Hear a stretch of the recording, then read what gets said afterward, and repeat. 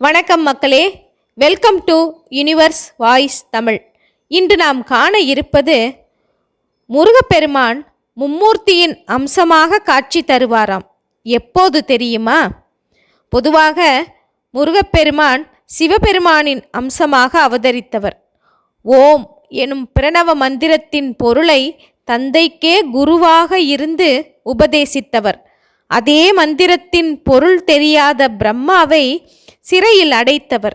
சூரனை சம்ஹாரம் செய்து பின்பு மகாவிஷ்ணுவின் மகளை மணந்து கொண்டவர். மாமனான மகாவிஷ்ணுவின் பாசத்திற்கு கட்டுப்பட்டவர். இவ்வாறு மும்மூர்த்திகளோடும் தொடர்புடையவராக இருக்கின்றார் முருகப்பெருமான்.